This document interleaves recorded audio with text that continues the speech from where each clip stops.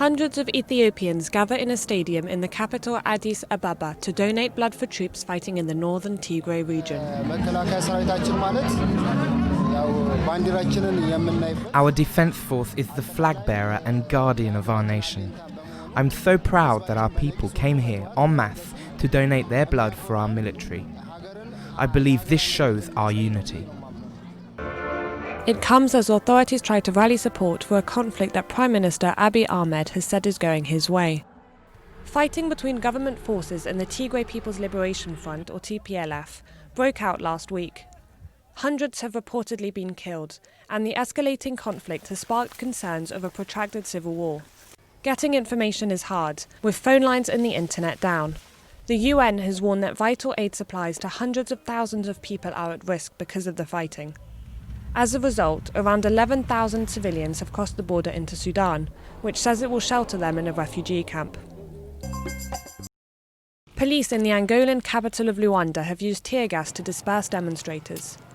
They were protesting against rising living costs, unemployment, and the postponement of local elections due to coronavirus. This MPLA government represses the people. It must stop repressing the people. The people must not remain silent forever. Since 1975, the MPLA has been in government. All it does is kill Angolans. There is misery, there is hunger, there is everything. There is a lack of water, buses, lighting. People are suffering. People are in despair. A number of people were arrested and some were injured during the demonstrations, which had been banned by the authorities. Last month, more than 100 people were detained during a similar protest. Angola is one of Africa's biggest oil exporters, but a third of its population live in poverty. Ivory Coast President Alassane Ouattara and his main rival, Henri Konan Bédié, have vowed to strive for peace during much-awaited talks.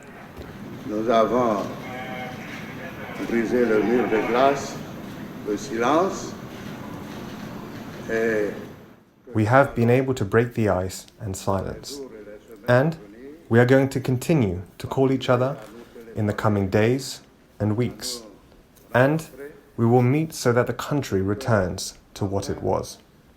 le pays soit ce qu'il était avant. This is the first time that the two politicians have met since the October the 31st presidential election that was boycotted by the opposition. At least 85 people have been killed in electoral clashes since August, sparking fears that Ivory Coast could spiral into civil conflict, as it did in the aftermath of disputed polls in 2010. In the Senegalese capital of Dakar, pupils, parents and teachers returned to the Lycée Ousmane Sembène for the start of a new school year. The establishment, along with others across Senegal, is fully reopening following 8 months of closure due to the coronavirus pandemic. It was complicated because we stayed at home. We couldn't learn. We didn't do anything. We were stressed about going back to school with the course from last year that wasn't finished.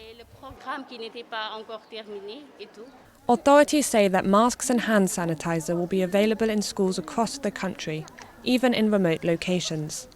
But many fear social distancing will be a challenge.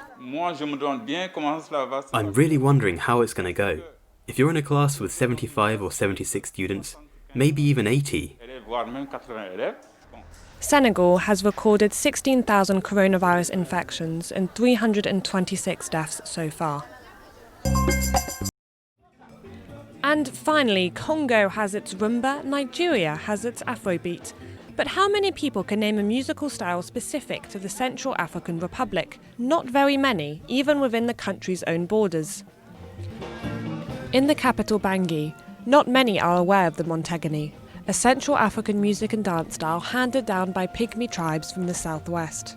The Montegane is among just a handful of homegrown music styles which still survive in a local market swamped by imported sounds.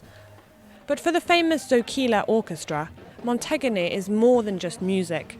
They are on a quest to revive a rare cultural heritage and help mend a nation scarred by conflict and division. The Montegane dance is the dance of the caterpillars. It was invented by the Pygmies of the Central African Republic, precisely in the Lobai region. That's why we use this dance, to distinguish ourselves a bit from our brothers, the Congolese, the Ivorians, the Cameroonians. Underneath the gloss of national pride is hope that the Central African Republic, after decades of violence, corruption and nepotism, can find common roots in culture.